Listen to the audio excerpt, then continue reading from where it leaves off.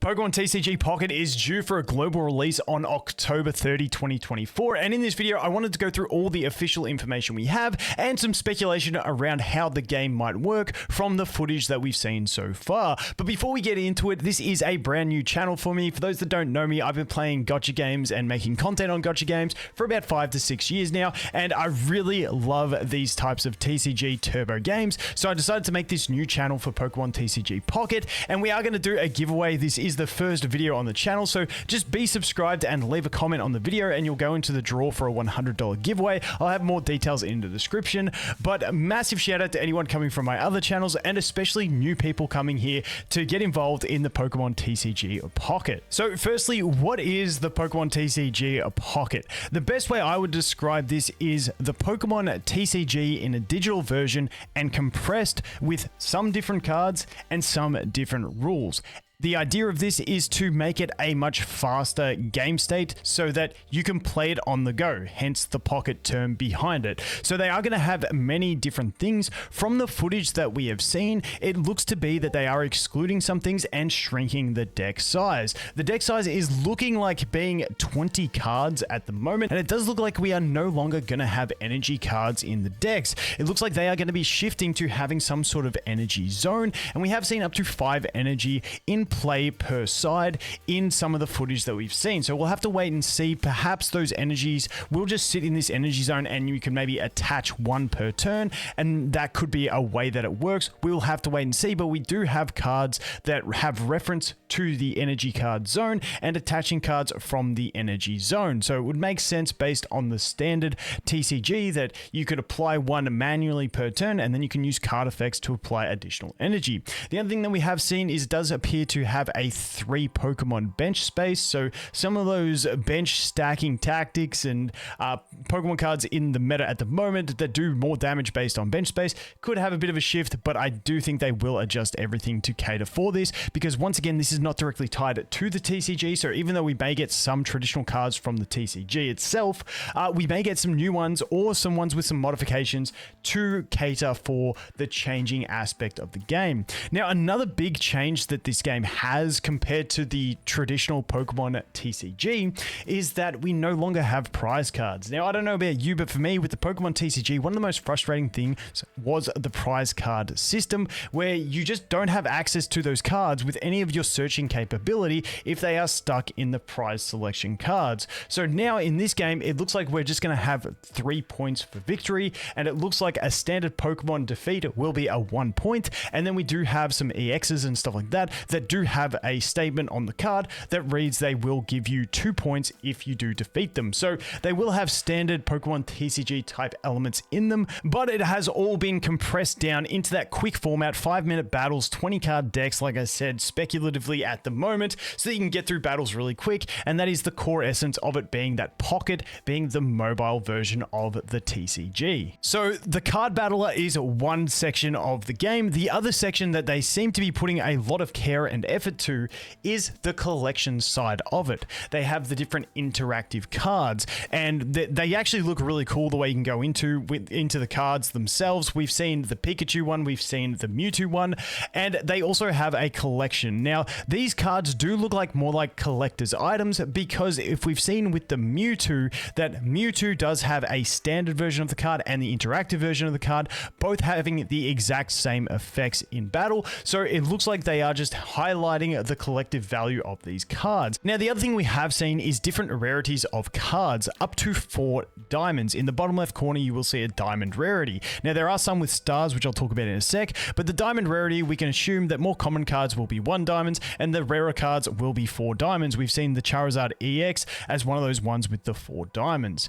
Now, when we look to the special cards, we start seeing them have stars. The best example of this that I can give is Mewtwo EX. The base version of Mewtwo EX, which has the exact same skills, is going to be diamonds. However, the special interactive version is going to be stars. So we can assume that they should have the same functionality in battle, but it is more just of a collector's item, but we will have to find out more precise information on the rarities and the drop rates in the future when they announce it. But as we talk about packs, you will be getting 2 free packs to open per day, which is quite nice. Now we'll have to see, once again, the drop rates before we determine how good that is, but there will also be micro microtransactions in this game with a monthly pass and also other top-ups you can do. Now, we don't know the exact values of these because we don't know how much it's going to buy you, how much it's going to take to build a really meta deck and stuff like that. So I'll leave comment on that until we actually find out more information about it. But yes, it will have microtransactions. Just know I am one of those people that always enjoys these games more as a free-to-play without spending any money,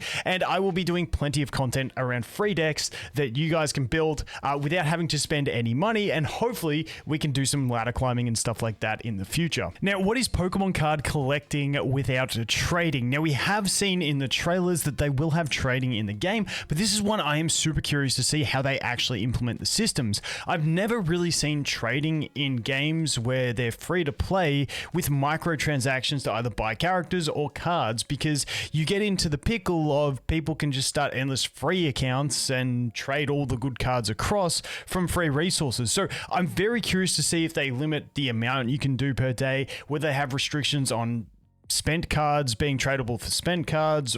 I'm not too sure how it's going to work, but I am glad to see that they will have trading involved in the game. And like I said, I'm really keen to see how it operates. As for what cards we can expect in the game at the release, based on everything we've seen so far, there is an actual fantastic website called Pokemon Zone that I'll leave in the description. They're just basically collating every image of every card that we see in any trailer and stuff like that and putting them on a website. Currently, it does look like it's going to be primarily Gen 1, catering to all those people around 35 like me to get into it. And, the original 150 are always going to be popular, but they do have some additional cards in there on top of that, so it's not going to be solely Generation 1. We've seen things like Greninja, Gardevoir, we've even seen Wooloo as well, which was a bit of a random one, Meltan. There have been some non-Gen 1, but from all the stuff we've seen so far, it does seem primarily Gen 1, which I think is a really good way for them to implement the game. Start off with a smaller card list so that it is more user-friendly to players, because with these TCGs, it's often not about just knowing how the game works. It's about knowing every card in your deck and every card in every opponent's deck and how they work and what the meta is and what other players will do. So having a smaller list of cards to play with at the start of the game is going to make it easier to basically get yourself used to the game, and it's going to feel less daunting to new players because it will be easier to come in, learn the game, and win a few battles, and then it can expand from there on. But like I said, there are some cards that are outside of the initial 150, but that is looking like where they are heavily weighing their priorities for card releases at the start. Once again, this could change once it actually releases, and they could have just been teasing us, but I do think that would be the smart play for them to do, to release it primarily based on the original 150 with some other favorites included. Now, I mentioned at the start of the video that the game is due to release on October 30, 2024, and that there will be a soft launch in New Zealand. The date of the soft launch, we still don't know. There is speculation that it may be on the September 26th, just due to the terms of service having the last update listed as September 26, 2024, even though we're not at that date yet. So that's an inkling we have, but once again, that is not confirmed. I've been probing the X account handler over there to see if we can get some answers. Grateful that they respond, but unfortunately they don't have any answers for us yet about the soft launch. But once that does happen, I will let you guys know in video form, and I will also make a video on how to play the soft launch once it does release if you are not in New Zealand. So keep posted for that. Now, obviously, being the Pokemon TCG Pocket, it is going to be available on iPhone and Android devices. I've had a lot of people ask me about a PC client. So far, there has been nothing official, so we don't know. I personally would love to see a PC client as well, obviously for content. But if you do want to play on your PC and they don't make a client, we do always have emulators that are an option so that you don't have to drain your phone battery whenever you're playing. So that rounds up everything I wanted to talk about in this video. Hopefully now you guys have a good understanding of what the Pokemon TCG Pocket is and the information we have so far. Now, I will keep you guys updated in the lead up to the soft launch if we do get any more news, and then I will definitely heavily cover the game once we do enter the soft launch phase and obviously the global launch. Once again, if you want to enter in the $100 giveaway, just be subscribed and leave a comment on the video and you'll go into the draw. And as always, guys, really appreciate you coming to the new channel, and for the newcomers, really appreciate you coming to see what we've got for the Pokemon TCG Pocket. And as always, thanks for watching. Hope you have an awesome day, and I look forward to seeing the next one. Cheers.